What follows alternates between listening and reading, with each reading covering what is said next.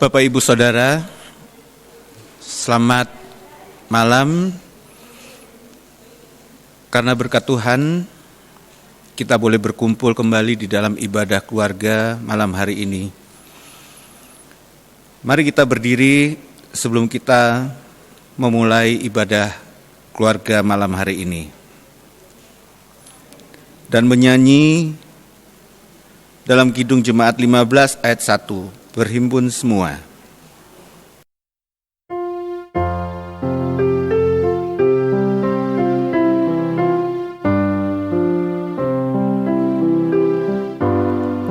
Berhimpun semua menghadap Tuhan, dan pujilah Dia pemurah benar.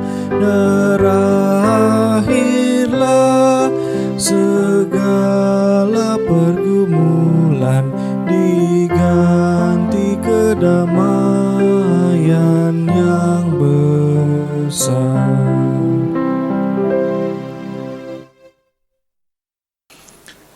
Sebelum kita memulai ibadah pada malam hari ini, mari kita berdoa. Bapa kami dalam sorga, Tuhan Yesus, kami mengucap syukur dan terima kasih karena kami boleh menikmati berkat-berkat Tuhan di dalam kehidupan kami. Kesehatan, kekuatan Tuhan berikan bagi kami, dan kami boleh beraktivitas di dalam usaha kerja kami. Dan pada malam hari ini Tuhan Yesus, kami boleh berkumpul bersama keluarga kami untuk mendengarkan sebagian dari firman Tuhan. Kiranya Tuhan Kau sucikan hati pikiran kami agar kami boleh layak untuk beribadah di dalam ibadah keluarga malam hari ini. Terima kasih Bapa dalam sorga, hanya di dalam nama Tuhan Yesus kami berdoa. Amin. Jemaat dipersilakan duduk. Jemaat, mari kita bernyanyi dalam Kitab Bakti 62 ayat 1. Siapa yang berpegang?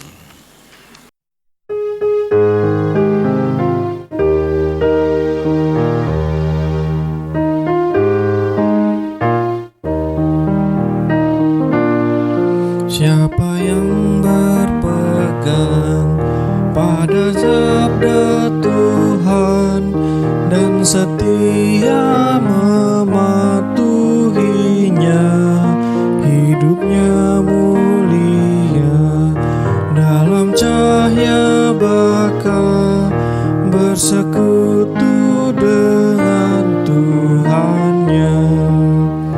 Percayalah dan pegang sabdanya, hidupmu dalam Yesus sungguh bahagia.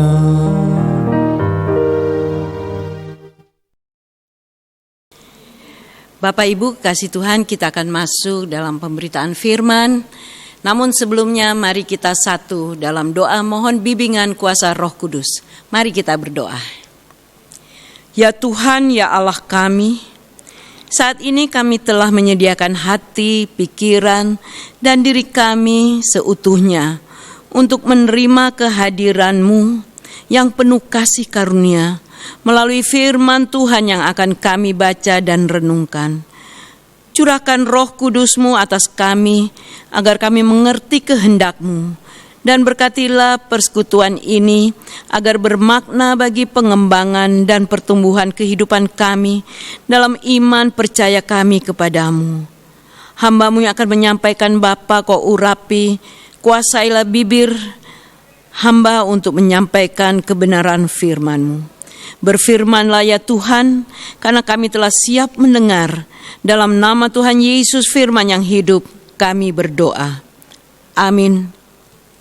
Saya undang Bapak Ibu sekalian berdiri. Kita akan bersama-sama membaca firman Tuhan sesuai dengan SBU, terambil dari kitab Filipi pasal 2 ayat 25 sampai yang ke-30. Filipi pasal 2 yang menyatakan, sementara itu kuanggap perlu mengirimkan Epafroditus kepadamu, yaitu saudaraku dan teman sekerja serta teman seperjuanganku, yang kamu utus untuk melayani aku dalam keperluanku. Karena ia sangat rindu kepada kamu sekalian dan susah juga hatinya, sebab kamu mendengar bahwa ia sakit. Memang benar ia sakit dan nyaris mati, tetapi Allah mengasihani dia, dan bukan hanya dia saja, melainkan aku juga, supaya duka citaku jangan bertambah-tambah. Itulah sebabnya aku lebih cepat mengirimkan dia, supaya bila kamu melihat dia, kamu dapat bersuka cita pula dan berkurang duka citaku. Jadi sambutlah dia dalam Tuhan dengan segala sukacita dan hormatilah orang-orang seperti dia. Sebab oleh karena pekerjaan Kristus ia nyaris mati dan ia mempertaruhkan jiwanya untuk memenuhi apa yang masih kurang dalam pelayananmu kepadaku. Sedemikian jauh pembacaan firman. Yang disebut berbahagia adalah kita yang sudah membaca, merenungkan, bahkan melakukan firman Tuhan dalam kehidupan iman hari lepas hari. Hosiana, Hosiana, Hosiana, Hosiana. Jemaat, saya persilahkan duduk. Firman Tuhan pada malam hari ini yang diberi terang judul Teladan Pelayanan. Pelayanan merupakan kata yang sering kita dengar. Semua yang dilakukan dalam persekutuan biasanya disebut sebagai pelayanan. Lalu bagaimana kita dapat melakukan pelayanan itu dengan benar seperti yang Tuhan kehendaki? Dalam surat Rasul Paulus kepada jemaat di Filipi, kita dapat melihat bagaimana seharusnya pelayanan itu dilakukan. Setelah Paulus berbicara tentang hidupnya yang seolah semakin mendekati garis akhir, Paulus memikirkan siapa yang akan meneruskan pekerjaan pelayanannya. Pernah kita tahu atau mungkin kita dengar seperti yang tertulis di makam John Wesley. Allah menguburkan hambanya dan meneruskan pekerjaannya. Pekerjaan Tuhan akan terus berlanjut selama langit dan bumi belum lenyap. Paulus tidak mempercayakan tugas tersebut kepada sembarang orang. Dia memiliki kualifikasi tertentu bagi seorang rekan kerja. Melalui dua rekan kerja Paulus, yaitu Timotius dan Epafroditus, kita dapat mempelajari kualifikasi itu. Pertama, sehati dan sepikir. Ini penting. Sebab Paulus telah membangun dengan kualitas yang tinggi pelayanannya. Seorang penerus harus memiliki pikiran yang sama dengan Paulus yang sudah mendirikan pelayanannya itu. Jika tidak demikian, pekerjaan yang telah dirintis begitu lama, begitu sempurna, yang sudah dibangun, lambat laun akan hancur. Karena pasti terjadi kontradiksi di antara mereka di dalamnya. Karena mereka tidak sehati. Lalu yang kedua, kesungguhan dan ketulusan memperhatikan kepentingan jemaat dan bukan kepentingannya sendiri. Di sini sekali lagi penyangkalan diri dan pengorbanan merupakan syarat bagi seorang hamba Tuhan. Lalu yang ketiga, kesetiaan. Ini berorientasi ketekunan, konsistensi untuk tetap tinggal bersama sekalipun segala sesuatu berjalan tidak baik. Timotius tidak meninggalkan Paulus di saat-saat sulit. Keempat, terlibat dalam pelayanan Injil. ini bahkan adalah panggilan bagi setiap orang percaya. Lanjut yang kelima, memiliki kerinduan yang lahir dari kasih kepada jemaat. Keenam, berani mempertaruhkan jiwanya. Tidak mudah, Bapak Ibu sekalian. Jiwa yang selalu kita jaga baik, itu harus kita pertaruhkan dalam pelayanan sebagai hamba-hamba Tuhan. Ketujuh, melengkapkan apa yang masih kurang dalam pelayanan yang telah dikerjakan sebelumnya. Jadi harus melengkapi. Karena tidak mungkin pelayanan masih kurang sempurna lalu dikasih biar begitu saja. Inilah kualifikasi yang ditulis oleh Paulus bagi penerus pekerjaannya. Epafroditus adalah bagian dari jemaat di Filipi yang dikirimkan untuk melayani bersama Paulus. Epafroditus itu ia sangat militan, penuh dedikasi dan bersungguh-sungguh di dalam pelayanannya. Entah apa yang dilakukan oleh Epafroditus di dalam pelayanannya, tetapi ia sempat sakit dan nyaris mati. Bukan karena kecelakaan, tetapi karena bekerja bagi Kristus. Bapak Ibu kekasih Tuhan, ia rela mempertaruhkan nyawanya di dalam pelayanan yang dia lakukan. Salah satu pelayanan Epafroditus yang disebutkan di dalam perikop ini adalah memenuhi apa yang masih kurang dalam pelayanan jemaat di Filipi kepada Paulus. Jadi apa yang sudah disampaikan oleh Paulus, dilihat mungkin masih ada beberapa yang terlewat atau masih kurang. Karena jemaat di Filipi masih membutuhkan. Disitulah Epafroditus diberikan Paulus kepada jemaat di Filipi. Di sini kita melihat hakikat dari sebuah pelayanan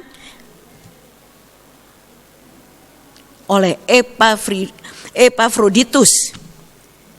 Diutus jemaat Filipi untuk memenuhi apa yang masih kurang. Tetapi bukan untuk dirinya sendiri, tetapi untuk Paulus.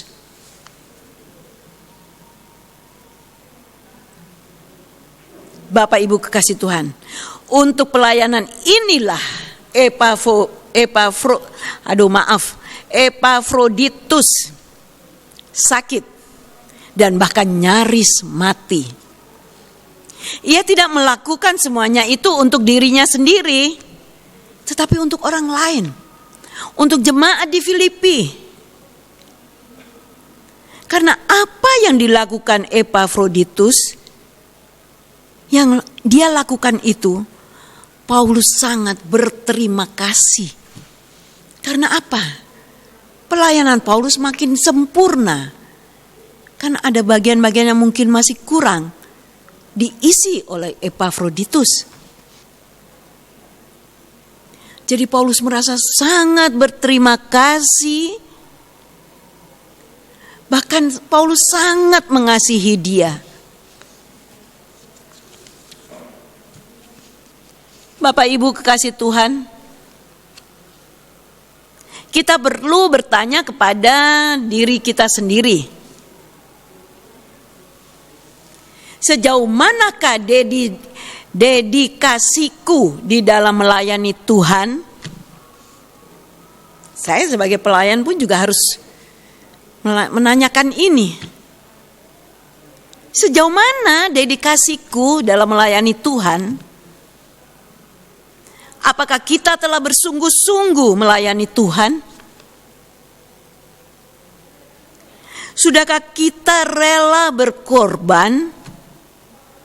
Bukan hanya harta. Harta bisa kita cari. Kalau kita hanya mengorbankan harta, ya kita tinggal bagi aja harta itu yang kita punya. Bahkan nyawa kita juga di dalam melayani Tuhan.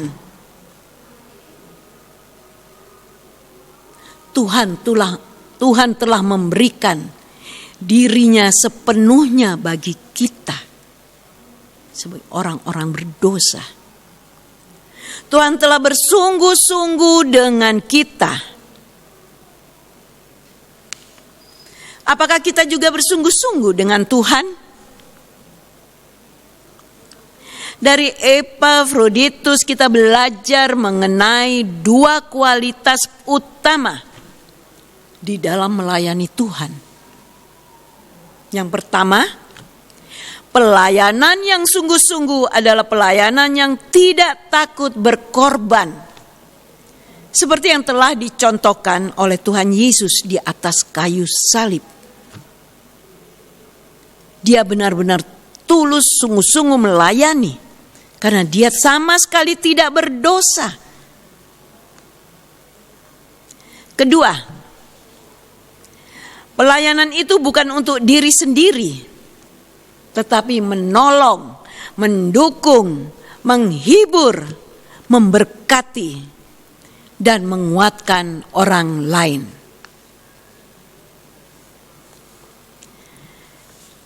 Kita melihat contoh-contoh yang sudah kita baca, kita renungkan mengenai pelayan Epafroditus tadi. Dan kita garis juga kepada Tuhan Yesus yang sudah melayani kita orang berdosa, dilayani oleh orang kudus, oleh sosok yang suci. Namun dia rela berkorban, menyerahkan nyawanya di kayu salib. Bagaimana dengan pelayanan kita? Apa yang sudah kita korbankan untuk Tuhan Yesus? Kita diolok-olok saja kita sudah sakit hati. Kita dikata-katain sudah sakit hati. Kita belum diludahi, diancam dengan segala macam pengorbanan, dipecut, diberi mahkota duri. Tidak sampai segitu, tapi kita sudah merasa sakit hati.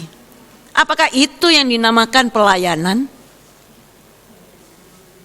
Bapak Ibu kasih Tuhan, pelayanan bukan hanya pendeta, presbiter, tapi kita semua. Kita hidup untuk melayani demi kemuliaan nama Tuhan. Coba kita melihat sedikit aplikasinya, aplikasi yang harus kita lakukan. Pelayanan bukan semata-mata kegiatan gerejawi yang sebagai pemuas kebutuhan pribadi. Kita anggap kita sudah rajin ke gereja, kita sudah rajin berorganisasi, tapi hanya untuk memuaskan diri kita, tetapi juga usaha untuk membangun orang lain. Jadi kita melayani di gereja itu supaya orang lain juga ikut terbangun rohaninya. Bukan untuk dipamer-pamerkan saja, tidak Bapak Ibu sekalian. Kemudian pelayanan kepada sesama adalah bentuk nyata pelayanan kepada Allah. Kita tidak bisa mengatakan telah melayani Tuhan jika belum melakukannya terhadap sesama kita. Mengidentifikasi dirinya itu sudah dilakukan oleh Kristus berulang-ulang kali, bahwa dia, Kristus, sama seperti orang-orang yang menderita dan berkekurangan. Karena itu sebagai bentuk pelayanan kepada Allah, kita wajib melayani mereka yang berkekurangan di tengah-tengah masyarakat. Kemudian melayani bukanlah sesuatu yang dapat dilakukan dengan asal-asalan. Melayani harus berangkat dari kepedulian dan cinta kasih seperti yang sudah ditunjukkan Kristus. Dia sangat peduli, dengan penuh cinta kasih dia melayani.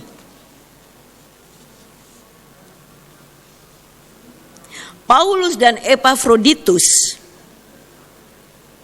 juga meneladani apa yang sudah dilakukan oleh Kristus. Pelayanan yang dilakukan Kristus itu juga dilakukan oleh Paulus dan Epafroditus. Ketika pelayanan didasari pada cinta kasih dan kepedulian, maka itu dapat dilakukan dengan penuh kesungguhan. Kemudian cara yang baik dalam belajar adalah dengan meneladani apa yang dilakukan orang lain. Seperti yang sudah dilakukan oleh Paulus dan Epafroditus. Meneladani Kristus yang melayani dengan kesungguhan. Sehingga mereka layak untuk dihormati. Bapak Ibu kasih Tuhan, menghormati orang yang melayani dengan kesungguhan. Bukan dilakukan dengan cara memuji-muji mereka. Waduh, Kang, pelayananmu hebat, pelayananmu bagus. Bukan itu Bapak Ibu sekalian. Tapi ikut bersama dalam melayani sesama. Jadi pada saat pelayan-pelayan itu melakukan pelayanan, mari kita ikut bersama-sama melayani. Khususnya yang berkekurangan di tengah masyarakat. Keteladanan yang ditunjukkan Epafroditus juga menjadi penguatan bagi kita untuk terus memperhatikan kebutuhan sesama. Sebagaimana Epafroditus yang diutus untuk melayani Paulus, kita pun memiliki tugas perutusan dalam melakukan pelayanan bagi sesama. Marilah kita juga memiliki kesungguhan dalam melakukan pelayanan seperti yang dimiliki Epafroditus. Tuhan Yesus memberkati pelayanan Bapak, Ibu, Saudara-saudara semua sekalian, dan kita akan tetap bersemangat karena pelayanan kita dengan sungguh-sungguh akan diberkati Tuhan. Amin. Untuk menyambut firman Tuhan, kita menyanyi dari Gita Bakti 117.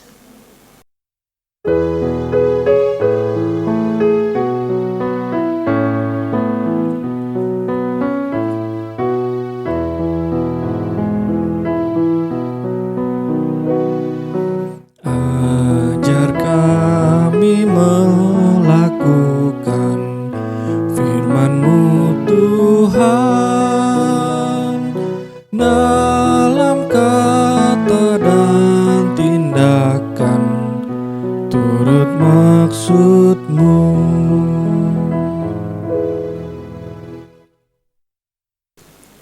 Baik Bapak Ibu, kita akan masuk dalam doa syafaat.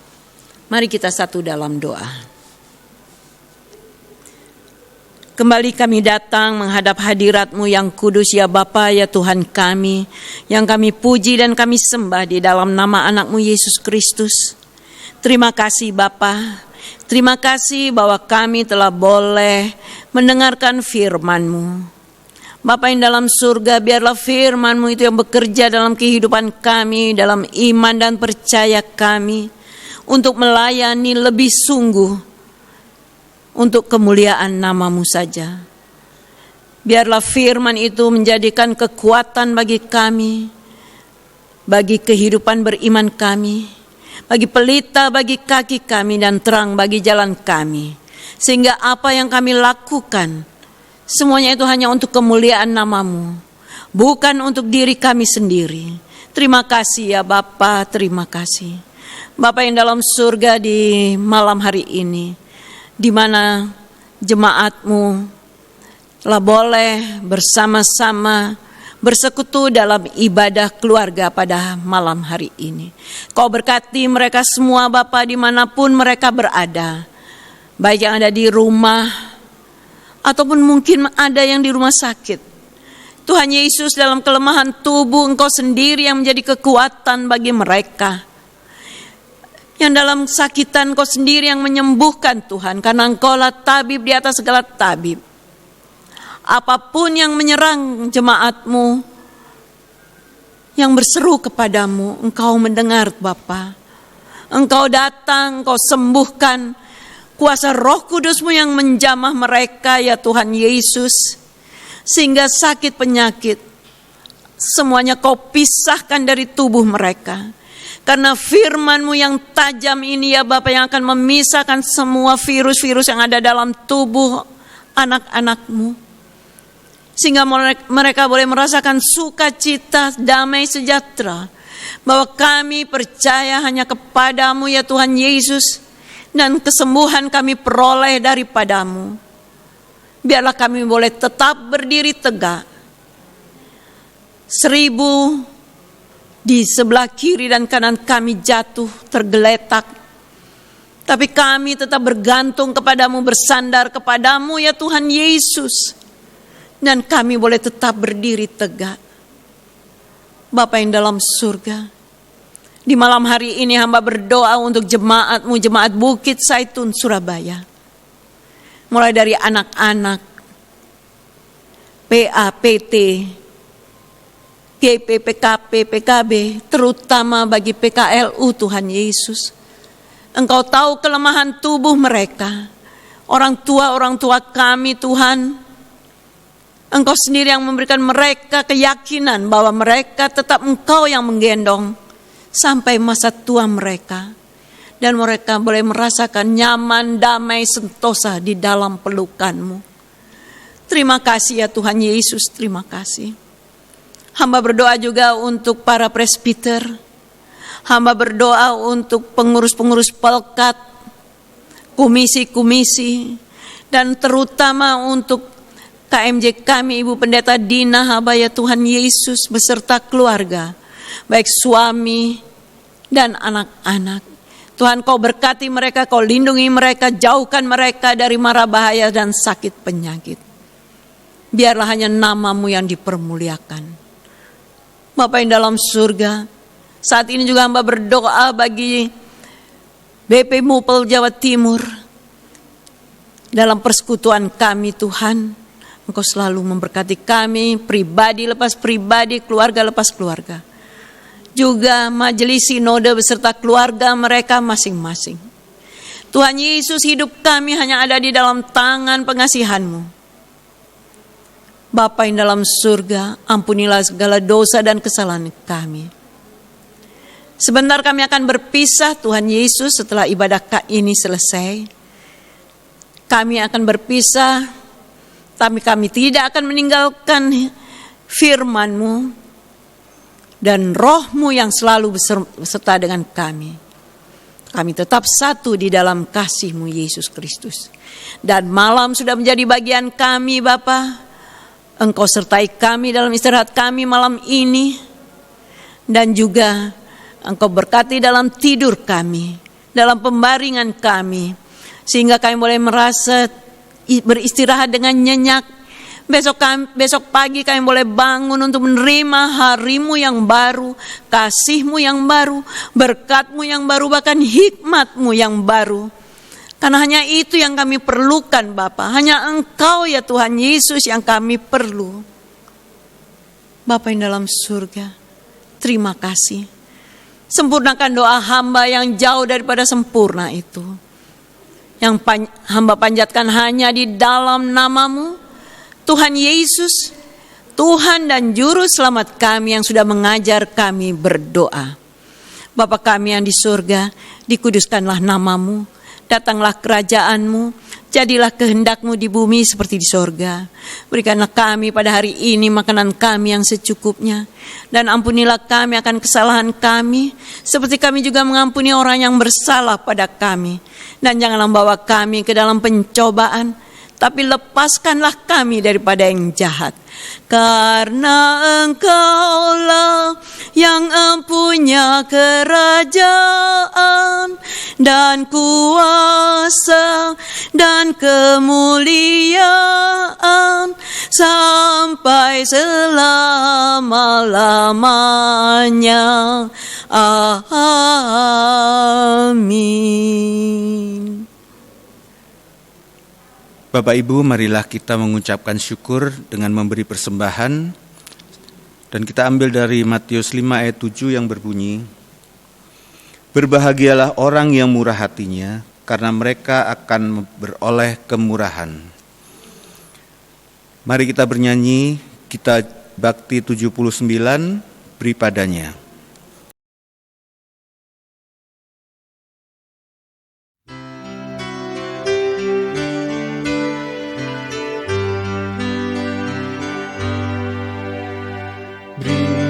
Padanya segenap hatimu, beri padanya segenap hidupmu, karena Engkau kepunyaannya, dan Ia pun Tuhanmu. Bapak Ibu, mari kita berdiri untuk membawa ucapan syukur kita dalam doa. Kembali kepadamu Bapa di dalam sorga, kami boleh mendengarkan sebagian dari firman-Mu. Biarlah Tuhan apa yang sudah kami dengar, kami boleh lakukan di dalam kehidupan kami hari lepas hari. Pada saat ini Tuhan Yesus, kami boleh mempersembahkan sebagian dari berkat yang sudah Tuhan berikan bagi kami. Terima kasih Bapa dalam sorga, terimalah persembahan syukur kami yang daripada-Mu saja untuk kemuliaan nama Tuhan. Di dalam nama Tuhan Yesus kami berdoa, amin. Bapak Ibu, kita telah sampai dari penghujung ibadah kita pada malam hari ini. Sebelum kita berpisah, untuk menerima pengutusan, kita menyanyi dulu dari Kidung Jemaat 341.